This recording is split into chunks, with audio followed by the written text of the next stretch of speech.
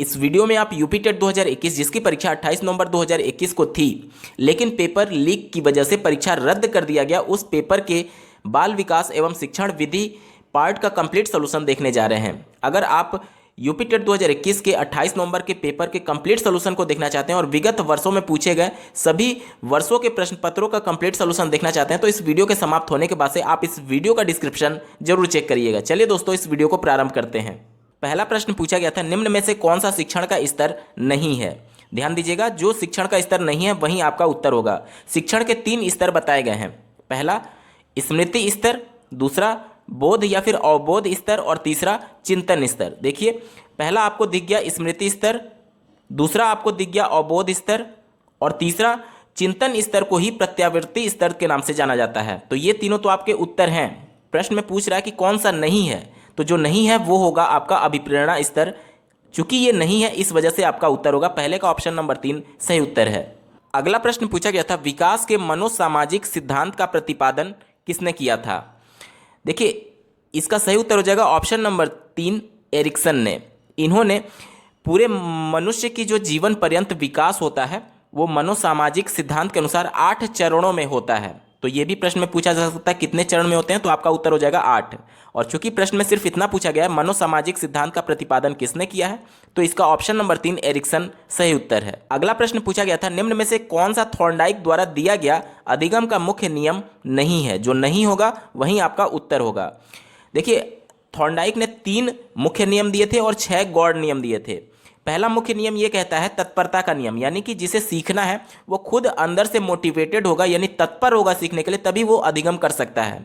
दूसरा मुख्य नियम ये कहता है अभ्यास का नियम, यानी कि अभ्यर्थी बार बार अभ्यास करके ही किसी चीज़ को सीखता है। उस अभ्यास में उसकी गलतियां भी होंगी और सही प्रयास भी हो सकते हैं, यानी बार बार अभ्यास के माध्यम से ही अभ्यर्थी सीखता है। ये थॉर्नडाइक का दूसरा मुख्य नियम था। तीसरा मुख्य नियम ये था कि अगर कोई बालक या फिर कोई भी व्यक्ति किसी कार्य को करता है तो उस कार्य को करने के बाद से अगर उसको संतुष्टि मिलती है, इनाम मिलता है, रिवॉर्ड मिलता है या फिर कोई भी ऐसा पॉजिटिव उसके अंदर सोच आती है, तो वो उसको बार बार करना चाहेगा। जैसे कि आप मान लीजिए आप परीक्षा में सम्मिलित होते हैं, अगर आपके फादर कहें कि आप अगर परीक्षा में फर्स्ट आएंगे तो हम आपको इनाम देंगे, इस प्रकार से कोई साइकिल दे देंगे या फिर, तो उस हिसाब से अभ्यर्थी मेहनत करता है। और अगर उसको साइकिल मिला तो वो अगली कक्षा में और मेहनत करेगा फर्स्ट आने के लिए, ताकि कुछ और उसको इनाम मिले। तो यही किसी कार्य को करने के बाद से जब संतुष्टि मिलती है या फिर रिवार्ड इनाम मिलता है, तो इसको हम लोग प्रभाव का नियम कहते हैं। तो ये हो गया तीनों मुख्य नियम, और यही 3 मुख्य नियम थॉर्नडाइक के द्वारा बताए गए थे।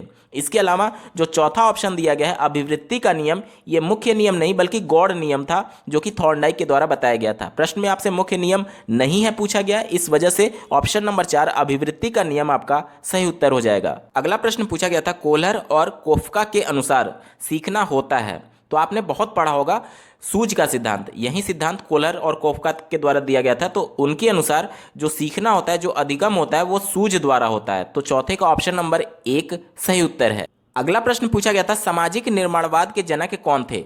देखिए, निर्माणवाद को ही रचनावादी कहा जाता है। रचनावादी ये मानते थे कि बालक अपने बच्चे का अधिगम यानी सीखने का निर्माण खुद करता है। पहले ये माना जाता था कि शिक्षक बच्चों को पढ़ाते हैं, सिखाते हैं, लेकिन रचनावादियों के आने के बाद से ये अवधारणा बनी कि बच्चे जो हैं वो अपने ज्ञान का निर्माण, उसकी रचना स्वयं कर रहे हैं, पीछे से शिक्षक बस उनको सपोर्ट कर रहे हैं एक मार्गदर्शक के रूप में। क्योंकि अगर ऐसा नहीं होता तो वही टीचर सभी बच्चों को शिक्षा दे रहा है, तो फिर सभी बच्चों का जो ज्ञान का लेवल होना चाहिए, संज्ञान का जो लेवल होना चाहिए, वो एक बराबर होना चाहिए, जबकि एक बराबर नहीं होता है। क्यों? क्योंकि बच्चे अपने ज्ञान का निर्माण खुद कर रहे हैं, व्यक्तिगत भिन्नता की वजह से उनमें संज्ञान या फिर ज्ञान अधिगम अलग अलग हो रहा है। तो ये निर्माणवाद का पूरा मानना था। ये 2 भागों में फिर बटा, पहला सामाजिक निर्माणवाद और दूसरा संज्ञानात्मक निर्माणवाद। प्रश्न में आपसे सामाजिक की बात की जा रही है, जिसका उत्तर हो जाएगा ऑप्शन नंबर 3 लेव वाइगोत्स्की। वाइगोत्स्की ने यह माना था कि जो बच्चे सीखते हैं, अपने अधिगम यानी ज्ञान की रचना जो करते हैं, वह सामाजिक अंतःक्रिया के माध्यम से करते हैं। और दूसरा जो इसका भाग बना था संज्ञानात्मक निर्माणवाद, उसके जनक माने जाते हैं पियाजे को। लेकिन प्रश्न में समाजवादी पूछा गया है, सामाजिक पूछा गया, इस वजह से ऑप्शन नंबर 3 वाइगोत्स्की इसका सही उत्तर हो जाएगा। अगला प्रश्न पूछा गया था, निम्न में से कौन सा विकास की विशेषता नहीं है? ध्यान दीजिएगा, नहीं पूछा जा रहा है।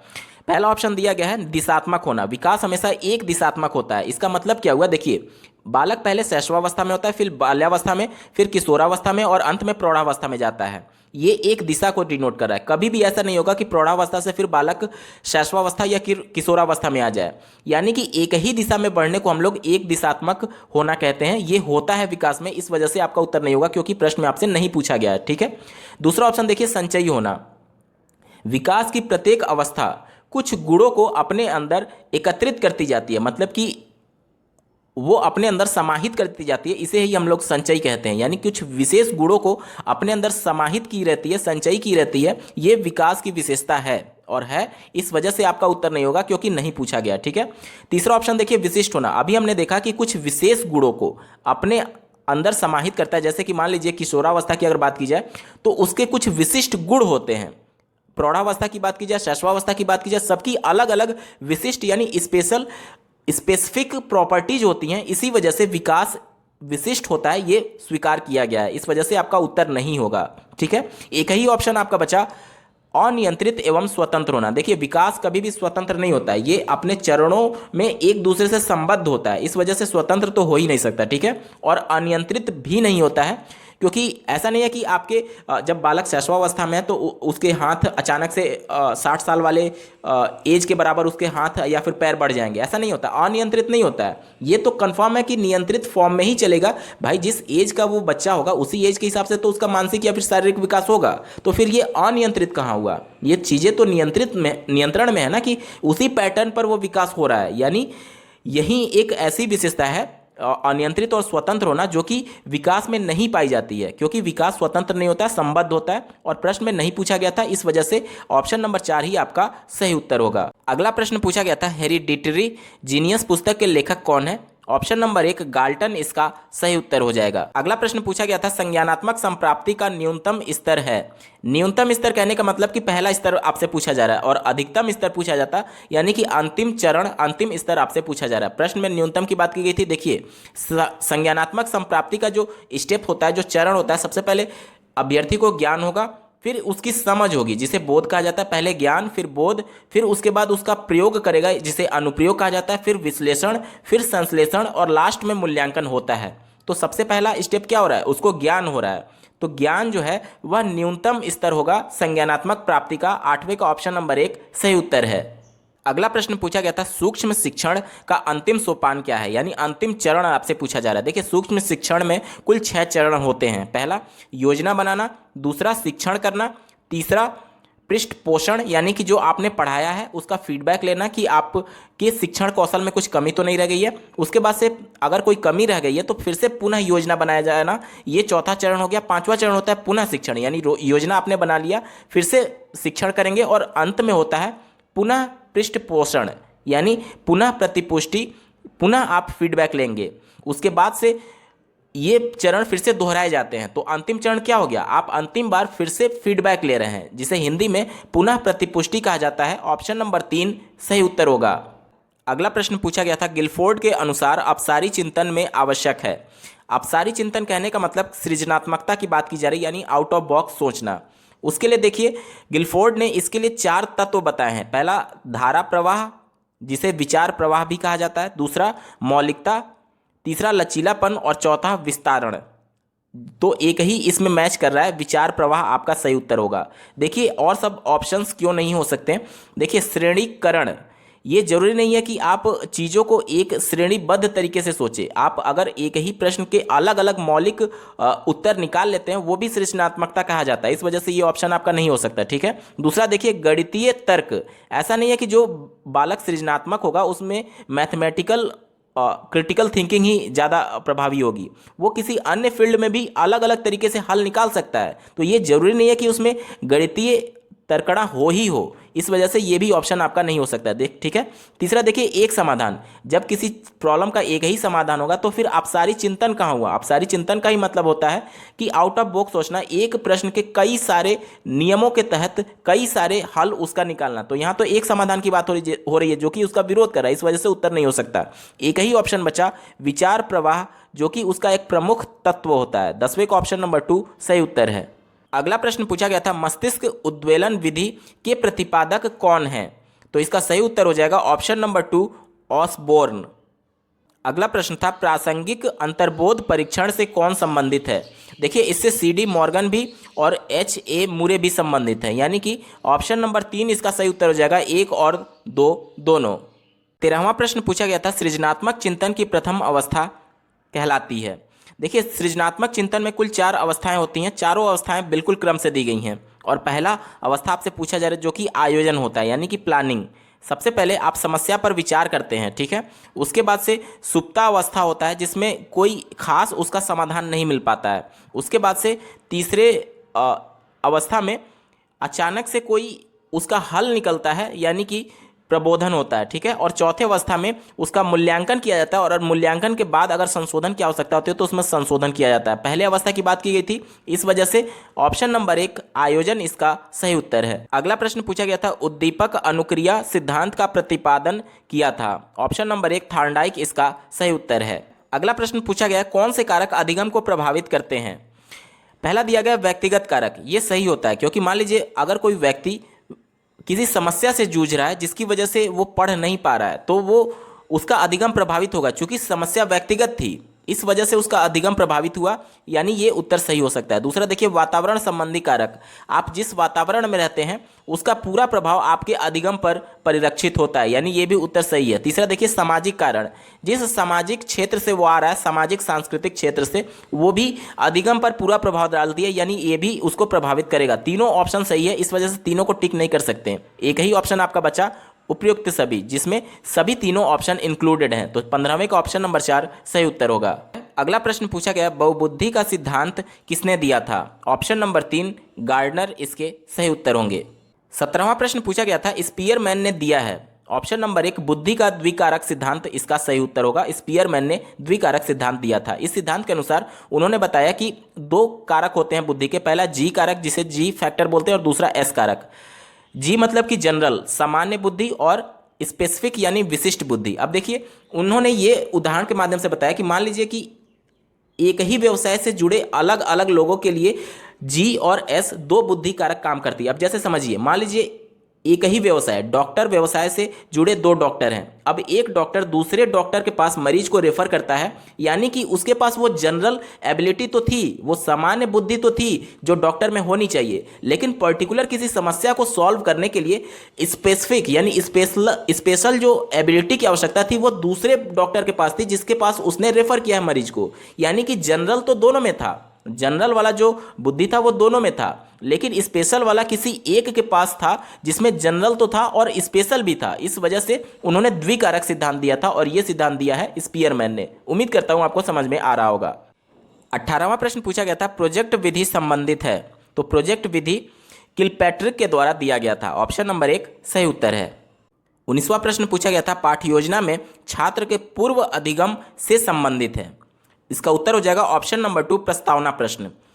बालक को जब भी किसी संप्रत्यय को अध्यापक पढ़ाने जाता है तो उससे पहले उस संप्रत्यय से जुड़े पूर्व ज्ञान को जांचने के लिए प्रस्तावना प्रश्न पूछे जाते हैं कि ये जानने के लिए कि बालक उस संप्रत्यय यानी उस कॉन्सेप्ट के बारे में कितना ज्ञान रखता है। उसके पूर्व ज्ञान और नए संप्रत्यय को जोड़ करके अध्यापक उसमें अधिगम कराने की कोशिश करता है और इसका उत्तर हो जाएगा ऑप्शन नंबर 2 प्रस्तावना प्रश्न। 20वां प्रश्न था गलत वाक्य को चुने। पहला ऑप्शन दिया गया छात्र सबसे अच्छा स्वाभाविक वातावरण में सीखते हैं, जो कि ऑप्शन सही है। ठीक है, प्रश्न में आपको गलत बोला जा रहा है, यानी कि जो निगेटिव सेंटेंस होगा वो आपका उत्तर होगा। दूसरा दिया गया छात्र सबसे अच्छा करके सीखते हैं, तो ये तो सही बात है, जितना ज़्यादा एक्टिव होगा छात्र, जितना ज़्यादा एक्टिव होगा उतना अधिगम उसका प्रभावी होगा, तो ये भी ऑप्शन सही है। तीसरा देखिए छात्र सबसे अच्छा खेल खेल में सीखते हैं, ये भी सही है। और चौथा देखिए छात्र सबसे अच्छा नियंत्रित वातावरण, नियंत्रित कहने का मतलब कि उस पर बहुत ज़्यादा पाबंदियां लगा दी जाए। नियंत्रित वातावरण एक निगेटिव वर्ड है जिसकी वजह से ये पूरा ऑप्शन ही निगेटिव हो गया, और निगेटिव हो गया तो यही उत्तर आपका सही होगा। क्यों? क्योंकि प्रश्न में आपसे गलत पूछा गया है, तो चौथा ऑप्शन आपका सही हो जाएगा। छात्र सबसे अच्छा नियंत्रित वातावरण में सीखते हैं, ये ऑप्शन गलत था, निगेटिव था। चूंकि प्रश्न में आपसे गलत पूछा जा रहा है इस वजह से 20वें का ऑप्शन नंबर 4 सही उत्तर है। 21वां प्रश्न पूछा गया था संविधान के किस संशोधन से शिक्षा के अधिकार पर बल दिया गया। इसका उत्तर हो जाएगा ऑप्शन नंबर 2 86वां संशोधन, जो कि 2002 में किया गया था। इसमें आर्टिकल 21 में 21A जोड़ा गया जिसके माध्यम से शिक्षा को सभी के लिए बिना भेदभाव सुलभ आसानी से उपलब्ध कराने के लिए कानून आरटी एक्ट 2009 के रास्ते खोले गए। तो संविधान के 86वें संविधान संशोधन जो कि 2002 में किया गया था, शिक्षा के अधिकार पर बल देता है। अगला प्रश्न पूछा गया, शिक्षण कार्य में सम्मिलित है मूल्यांकन कार्य, उपचारात्मक कार्य, निदानात्मक कार्य और उपयुक्त सभी। इसका उत्तर हो जाएगा ऑप्शन नंबर 4 उपयुक्त सभी। देखिए, मूल्यांकन किया जाता है ये जानने के लिए कि बच्चों को कहाँ पर कठिनाई आ रही है अधिगम में। उसके बाद से निदानात्मक, जिन कठिनाइयों का पता लगाना होता है, मतलब क्या कठिनाई आ रही है, उसे निदानात्मक कार्य कहा जाता है। और उन कठिनाइयों को दूर करने के लिए जो अधिगम कराया जाता है, जिसे अंग्रेजी में रेमेडियल बोला जाता है और उसी को हिंदी में उपचारात्मक शिक्षा बोला जाता है। तो ये सभी ऑप्शन होते हैं। इस वजह से ऑप्शन नंबर 4 उपयुक्त सभी इसका सही उत्तर हो जाएगा, क्योंकि ऊपर के सभी ऑप्शन इसमें इंक्लूडेड हैं। अगला प्रश्न पूछा गया, शिक्षण सबसे कम प्रभावशाली होगा। देखिए, कम प्रभावशाली की बात की जा रही है, यानी जो ऑप्शन आपका निगेटिव होगा वहीं आपका उत्तर होगा। पहला दिया गया, शिक्षक एकाधिकारवादी होगा। एकाधिकारवादी कहने का मतलब कि शिक्षक अपने आप को सर्वोपरि मानेगा। जैसे कि आज हम एनसीएफ 2005 की बात करते हैं, जिसके अंतर्गत बाल केंद्रित शिक्षा की बात की जाती है, जिसमें बालक ही सर्वोपरि है। लेकिन ये ऑप्शन कह रहा है कि शिक्षक सर्वोपरि है, जो कि निगेटिव है। निगेटिव होने की वजह से ये आपका उत्तर हो सकता है। दूसरा देखिए, विद्यार्थी निष्क्रिय होंगे, ये भी निगेटिव सेंस दे रहा है। विद्यार्थी सक्रिय भाग लेते हैं जब अधिगम में, तब उनका अधिगम प्रभावशाली होता है। निगेटिव होने की वजह से ये भी आपका ऑप्शन सही हो सकता है। तीसरा देखिए, केवल लिखने पर बल हो। देखिए, केवल वर्ड या फिर ऐसे वर्ड जो किसी संकुचित कॉन्सेप्ट के तरफ इशारा करें, जैसे केवल हो गया या एकमात्र हो गया, ये सब ऐसे वर्ड हैं जो किसी संकुचित संप्रत्यय को दिखाते हैं। इस वजह से ये भी निगेटिव हो गया। और केवल लिखने पर अगर बल होगा तो फिर वो सीखेगा कहाँ? उसमें तो केवल लेखन कौशल का ही विकास होगा। बाकी के जो अन्य भाषा के 3 कौशल और हैं, जिसमें सुनना, लिखना, बोलना और पढ़ना, ये सभी उसका विकास कहाँ हो रहा है? ये भी निगेटिव सेंटेंस है। इस वजह से ये भी उत्तर हो सकता है, क्योंकि कम प्रभावशाली पूछा गया था, यानी जो निगेटिव होगा वही उत्तर होगा। तीनों सेंटेंस निगेटिव थे, इस वजह से तीनों ऑप्शन कट करके आप ऑप्शन नंबर 4 को अपना उत्तर लगाएंगे, क्योंकि ऊपर के सभी ऑप्शन इसमें निहित हैं। 24वां प्रश्न पूछा गया था, भाषा रूपांतरण सिद्धांत दिया था। देखिए, भाषा रूपांतरण सिद्धांत के अंतर्गत ये कहा गया था कि जो सभी लैंग्वेजेज हैं उनके ग्रामर कॉमन होते हैं, यानी व्याकरण कॉमन है। अगर मैं ये बोलूं कि बालक अगर संस्कृत में संज्ञा के अंतर्गत आता है, बालका जो कि एक संज्ञा है और उसका मीनिंग बालक से है। अगर हिंदी की बात की जाए तो लड़का, वो भी संज्ञा है, हिंदी में भी संज्ञा है। और अगर अंग्रेजी में बॉय बोला जाए तो उसका मतलब भी नाउन है, यानी वो भी एक संज्ञा है। मतलब कोई भी भाषा में जो व्याकरण के नियम होते हैं वो कॉमन होते हैं। इसी वजह से भाषा रूपांतरित होती है, और ये सिद्धांत दिया था नॉम चॉम्स्की ने। इस वजह से 24 का ऑप्शन नंबर 2 नॉम चॉम्स्की इसका सही उत्तर हो जाएगा। अगला प्रश्न पूछा गया था, शारीरिक गठन के संदर्भ में कौन सही नहीं है? शारीरिक संरचना के आधार पर जो व्यक्तित्व के प्रकार बताए गए थे उसी से संबंधित ये प्रश्न है। अब इसमें देखिए, अगर आपको इसका उत्तर नहीं भी पता रहता तब भी आप इसका उत्तर आसानी से निकाल सकते हैं। आपको 3 वर्ड ऐसे दिखेंगे जिसके अंत में बिल्कुल एक ही ध्वनि निकलेगी। जैसे देखिए, मेसोमॉर्फिक, यहाँ पर देखिए एक्टोमॉर्फिक, और यहाँ पर देखिए एंडोमॉर्फिक। सब में अंत में मॉर्फिक लगा हुआ है। सब में देख लीजिए मॉर्फिक लगा हुआ है। एक ही एक ऐसा वर्ड है ऑप्शन नंबर 20 जो मॉर्फिक नहीं लगा हुआ है, और जो ऑप्शन अलग है, और जो अलग है वहीं आपका उत्तर भी है। तो 25वें का ऑप्शन नंबर 2 एंटागोनिस्टिक आपका सही उत्तर हो जाएगा। अगला प्रश्न पूछा गया, निम्नवत में अभिप्रेरणा के घटकों की पहचान करिए। अभिप्रेरणा मतलब कि मोटिवेशन के कौन कौन से घटक होते हैं वो बताना है आपको। देखिए, अभ्यर्थी या कोई भी बालक मोटिवेट कब होगा? मोटिवेट तब होगा किसी कार्य को करने के लिए जब उसे कुछ करने के लिए आवश्यकता महसूस होगी। मान लीजिए किसी अभ्यर्थी को या फिर आपको कोई प्यास लगा है, आपको प्यास लगा, तब आपको आवश्यकता महसूस हुई किसकी? पानी की। और उस पानी को प्राप्त करने के लिए आप अंदर से प्रेरित होंगे। तो सबसे पहले देखिए, आपको आवश्यकता महसूस हुई किसकी? पानी की। और जो आपको प्रेरित कर रहा है उसे अंतर्नोद कहते हैं। वो क्या है? आपका प्यास, यानी पानी तो आपकी आवश्यकता हो गई, और आपका अंतर्नोद क्या हुआ? प्यास हो गया। और अगर आप पानी पी लेंगे तो आपका प्यास बुझ जाएगा, ये आपका प्रोत्साहन हो गया।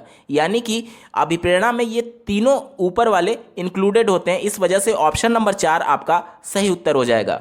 अगला प्रश्न पूछा गया है, मनोविश्लेषणात्मक सिद्धांत के प्रतिपादक थे।